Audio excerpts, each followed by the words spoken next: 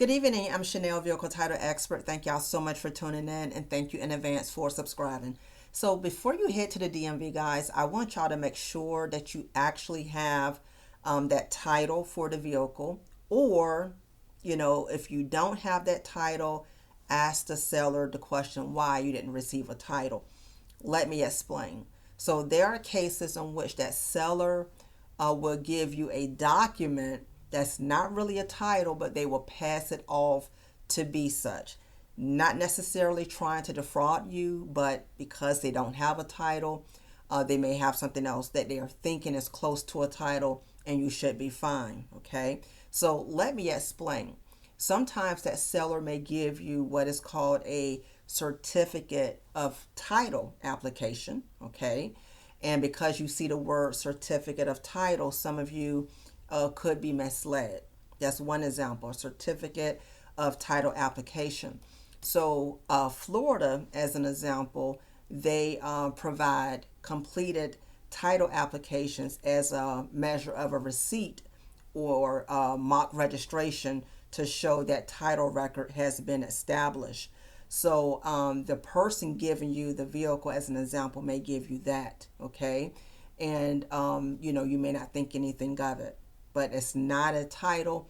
It's just a completed title application that was done in the Florida database, and it's basically like a mock registration and receipt for that vehicle in question, okay? Just showing that it was completed. Another example is there are certain states that will issue a registration card, and the seller can sign off on the back of it. Maybe a registration card was issued because the state in question did not provide a title due to the age or year of that vehicle. Okay, so as an example, Vermont. Okay, if your vehicle is over 15 years of age, a title would not be provided. So Vermont will give you a registration card, and the seller will sign off on the back to transfer ownership of that vehicle in question. Okay, so these are just a few examples, in terms of what you may have received from that seller. Now, if you head to the DMV and you have a registration card, due to the age of the vehicle in that state not providing a title, you should be good.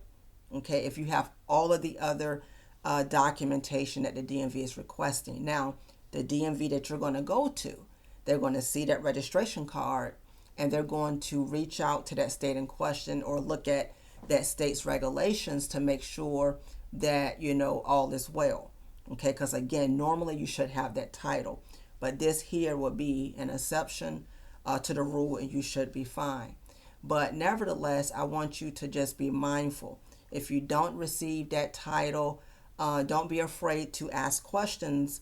Ask that seller why you don't have a title. Okay, again, the seller may not be trying to defraud you, but because they don't have a title, they may try to give you something close to it with the hope of, satisfying you and sealing that transaction. Okay, so just make sure you have what is supposed to be a title before you head to the DMV. And if you have that registration card, make sure that the DMV will accept that. And if not, you're going to go back to that seller.